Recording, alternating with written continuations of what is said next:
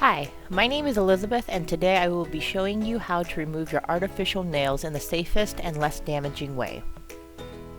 First, we will establish the different types of artificial nails. We have two categories. We have one category where the product is soluble in polish remover and acetone, and the other category where the product is not soluble in polish remover and acetone. Here, when I talk about solubility, I am talking about whether the product will melt or dissolve in the acetone or polish remover. Products that are soluble in acetone or polish remover are acrylics, gel polish, and dip powder. Products that are not soluble in acetone or polish remover are hard gel or traditional gel and polygel. The reason why I am differentiating these products is because they each require a different process to be removed. These are the supplies that you will need for either removal processes: a large piece of aluminum foil, a piece of paper towel, a medium grit nail file, a fine nail grit file, and a buffer. For soluble nails, you will need another piece of aluminum foil, an orange wood stick, cotton ball, and acetone or polish remover. For non-soluble nails, you will need in addition either a nail tip or a business card. The following steps are applicable to both nail types until otherwise stated. First, lay down a large piece of aluminum foil to protect your working area.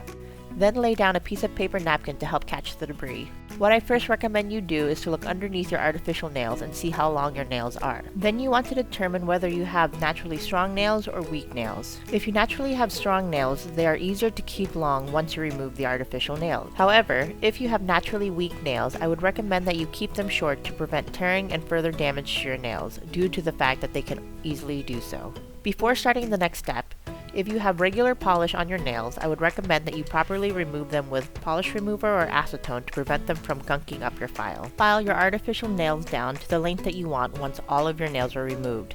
If, however, you have longer nails than active length, I would recommend you start on the next step. The next thing you want to do is to file or buff down as much of the gel polish and the artificial nail products to as thin as possible. Please make sure that you are only filing the artificial nails and not your real nails. Failure to do so will cause major damage to your real nail beds. Here I will only be filing and buffing a little bit due to the fact that the tips I glued on are already thin. If you had your nails professionally done, they will most likely be a bit thicker than what I have on, so you will need to file and buffer the artificial nails a lot more. Fall into the longer artificial nails category. Once you have thinned them down to about a thickness of a dime, you should now be able to take a nail clipper and cut your artificial nails down shorter. Please make sure that your artificial nails are thin enough, because if they are too thick and are clipped, you could potentially damage your real nails by causing them to split with the artificial ones. Also make sure that when you are cutting your artificial nails, you cut them a couple of centimeters longer than your desired length so that you have some give when you are filing your nail shape. Here is where the steps diverge. If you have soluble artificial nails, you can now soak the rest of the products off by using aluminum foil, cotton balls, and acetone or polish remover. What you want to do is take the cotton ball, soak it with acetone, and place it on the nail. Then you want to use the aluminum foil and wrap the cotton ball into place. Let it soak for about 5 to 10 minutes. Then remove the aluminum foil and cotton ball.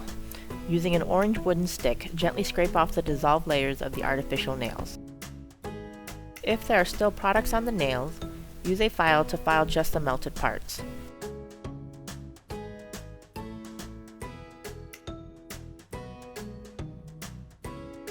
Rewrap the nail with a cotton ball, add aluminum foil, and soak for another 5 to 10 minutes. If you have non-soluble artificial nails on, then you will have to file your artificial nails down until they are thin enough to pry off. A good thickness measurement would be that of a dime.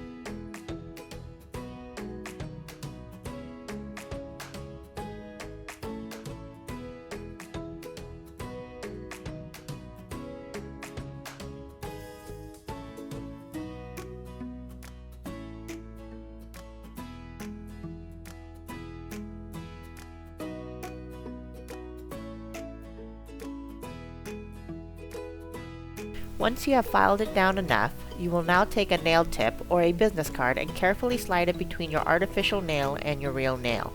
If it is thin enough, the product will easily come off. If you're having difficulties, continue to file your artificial nails even thinner, then try again. Another option for non-soluble artificial nails is to file it down to the thickness of a dime and just leave the remaining products on your nails. This creates a good barrier to your natural nails until all the products have completely grown out. Now that you have completely removed your artificial nails or have filed them down, next you want to take a natural nail file and gently file the shape of your nails. Then you want to take a buffer and gently buff the top of your natural nails to smooth them out. Make sure that you do not over buff them because doing so could further thin your nails and damage them. Afterwards, wash your hands and dry them. Once they are thoroughly dry, apply one layer of base coat and one layer of top coat. If you'd like to paint a color on your nails, this would be a great time to do so. Make sure you paint one layer of base coat first, then 2 layers of color, and then 1 layer of top coat on top. Once your nails are all dry, you want to apply cuticle oil.